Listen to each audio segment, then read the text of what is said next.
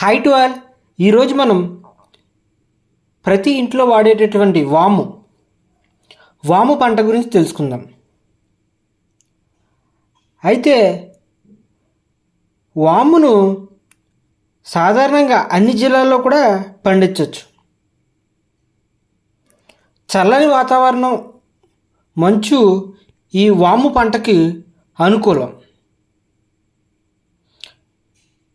ఈ పంటని ఒకవేళ మనం వర్షాధారంగా అంటే ఎటువంటి నీరు వసతి లేనప్పుడు వర్షాధారంగా అంటే వర్షం పడినప్పుడు మాత్రమే సాగు అయ్యే విధంగా చూసుకుంటే నల్లరేగడి నేలలు అనేవి అనుకూలం.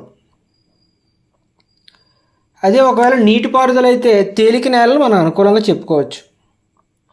నీరు నిలబడేటటువంటి క్షారత్వం ఉండేటటువంటి నేలలు ఈ వాము సాగుకు అసలు పనికిరావు. ఈ వాముని మనం వర్షాధారంగా వేసుకోవాలనుకున్నప్పుడు జూలై ఆఖరి వారం నుంచి సెప్టెంబర్ 2వ వారం వరకు మనం వేసుకోవచ్చు. ఒకవేళ మనం బోర్లు ఉన్నాయి, వాటర్ ఫెసిలిటీస్ అని బాగా ఉన్నాయనుకుంటే కనుక అక్టోబర్ 2వ వారం వరకు వేసుకోవచ్చు. అయితే ఈ వాము పంటలో మనం రకాలు చూసుకున్నట్లయితే లామ్ సెలక్షన్ 1 అనే రకం ఉంది. ఈ రకం మనకు 150 నుంచి 160 రోజుల్లో కోతకు వచ్చేస్తుంది. ఎకరానికి 5 క్వింటాల వరకు మనకు దిగుబడి అనేటటువంటిది ఇస్తుంది. దీని నూనె శాతం 3% మనం చెప్పుకోవచ్చు. ఒకవేళ వేరే రకం చూసుకున్నట్టే మనకు LTA 26, దీన్నే మనం లామ్ అజోవాన్ 2 అని అంటారు.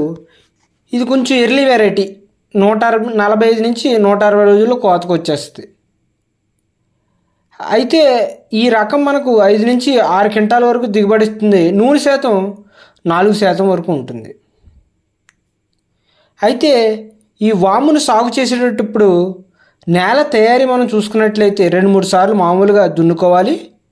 ఎకరానికి 4 నుంచి 5 టన్నుల పశువుల ఎరువును మనం వేసుకోవాలి. ఒకవేళ పంట మనం వేసే ముందు ఏదైనా పచ్చి రొట్టె ఎరువు వేసి దున్నిన తర్వాత ఈ పంట వేసినట్లయితే చక్కని దిగుబడి అనేటటువంటి మనం పొందవచ్చు. అయితే దీని విత్తనం ఎకరానికి మనకు విత్తనం చూసుకున్నట్లయితే 1 కేజీ విత్తనం సరిపోద్ది. 1 కేజీ విత్తనానికి 1 గ్రాము కార్బండిజన్ను మనం కలిపి విత్తన శుద్ధి చేసుకోవాలి. అయితే ఈ విత్తనాన్ని మనం ఇసుకతో కలిపి, అంటే విత్తనం 1 కేజీ వేస్తే 1/2 కేజీ ఇసుకతో కలిపి మనం 3 నుంచి 4 సెంటీమీటర్ల లోతులో ఎదబెట్టుకోవాలి. సాలుకు మధ్య 2 అడుగుల దూరం ఉండేటటువంటి మనం చూసుకోవాలి. మొలక రావడానికి మనకు 2 వారాల సమయం వరకు పడుతుంది. కాబట్టి తేలికపాటి తడిలిచ్చి మొలక సరిగ్గా వచ్చేటట్టు మనం చూసుకోవాలి. మొక్కలు మొలిచిన తర్వాత మనం 2-3 ఆకుల దశలో చాళ్ళ మొక్కల మధ్య 20 సెంటీమీటర్లు ఉండే విధంగా, అంటే ఒత్తుగా ఉన్న చోట మొక్కలు పీకేసినట్లయితే మిగతా మొక్కలు ఎదగడానికి చాలా సులువు అవుతుంది. ఎరువులు అయితే దీని ఎరువులు ఏ విధంగా వేయాలంటే ఆఖరి దుక్కులో మనం 3 దుక్కులు అనుకున్నాం కదా, ఆఖరి దుక్కులో 15 కిలోల యూరియా, 100 కిలోల సింగిల్ సూపర్ ఫాస్ఫేటు, మనం 15 కిలోల మ్యూరేట్ ఆఫ్ పొటాష్ మనం వేసుకోవాలి. ఒకవేళ మన నీరు బాగుంది, మనం వర్షాధారంగా కాకుండా నీరుతోనే మనం సాగు చేస్తున్నాం అని అనుకుంటే కనుక 15 కేజీల యూరియా, 15 కేజీల MOP పైపాటుగా మనం వేసుకోవచ్చు. మనం విత్తిన తర్వాత మనం 100 రోజులకు ఒకసారి 2-3 సార్లు 100 రోజులకు ఒకసారి మనం చూసుకున్నట్లయితే కలుపు అయితే తీసుకోవాలి. అది మనం సాధారణంగా చేసేటటువంటి పనే. అయితే నీటి పారుదల కింద మనం చేసుకున్నప్పుడు మాత్రం 20 నుంచి 25 రోజులకు ఒకసారి నీటి తళ్ళు అనేవి ఇచ్చుకోవాలి.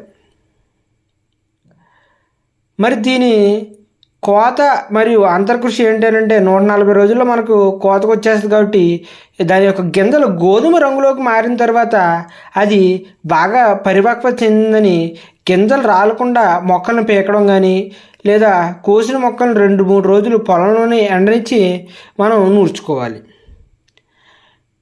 ఈ వామ్ అనేది ప్రస్తుత రోజుల్లో చాలా ఎక్కువ ప్రాముఖ్యం పొందింది. దీని యొక్క తెగుళ్ళు మరియు పురుగులు అనేటటువంటివి కూడా మన ఛానల్ నందు మీరు చూడవచ్చు. Thanks for watch.